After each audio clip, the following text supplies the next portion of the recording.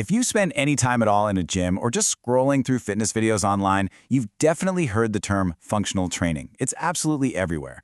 But what does it actually mean? It's one of those buzzwords that gets thrown around so much it kind of loses its meaning. Well, today we're going to pull back the curtain and solve this mystery once and for all.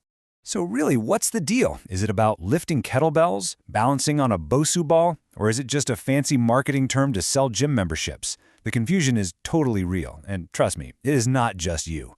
This has been a huge headache for fitness pros and even scientists for years. And look, here's the proof. As sports scientist L. Stenger said back in 2018, this whole thing is a broad and confusing concept. So yeah, this isn't just some gym talk debate.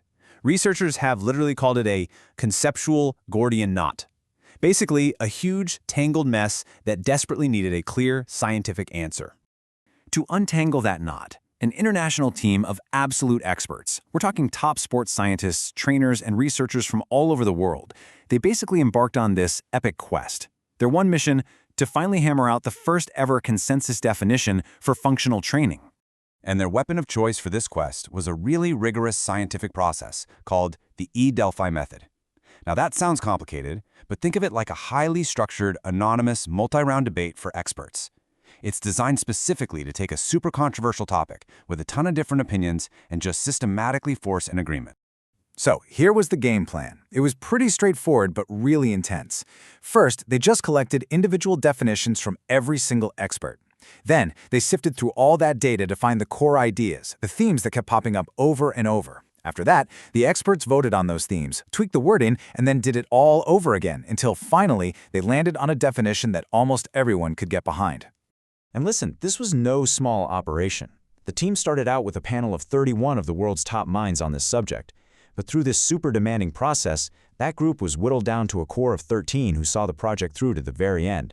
This was a serious, global effort to find an answer. All right, so after that first big round of collecting definitions, what did the experts actually agree on? What were the common threads that kept showing up again and again and what they all had to say? Well, the research team identified 8 core themes, and they included stuff you'd probably expect, right? Things like specificity, meaning training for a specific task, individualization, and human performance. But there was one theme that came up that was a complete curveball, and it got more agreement than any of the others. So, what do you think it was? What was the one single idea that brought this super diverse group of world-class experts into near total agreement? Go on, take a guess. This number. 92.3%. That is a staggering level of consensus for any scientific field.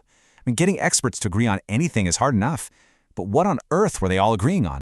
And here is the plot twist. The single biggest point of agreement was redundancy. Yep, you heard that right. The experts' #1 consensus was that the term functional training might be completely redundant and, well, unnecessary.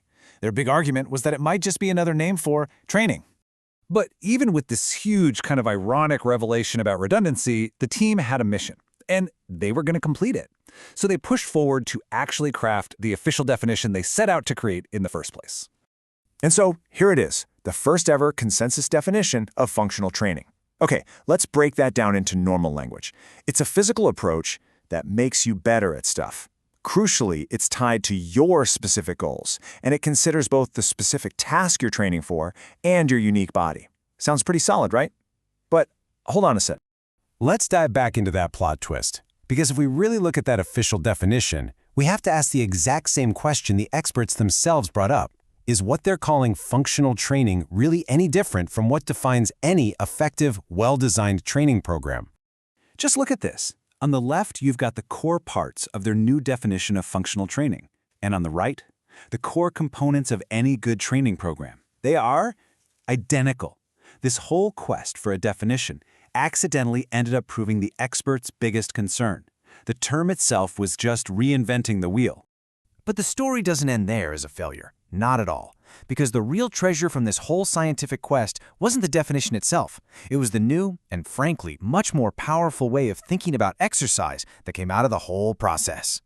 So what the experts proposed was, hey, let's ditch this whole black and white question of whether an exercise is or isn't functional.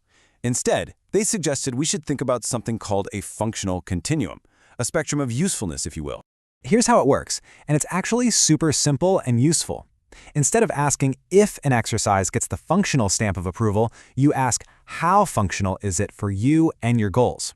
For example, a bicep curl.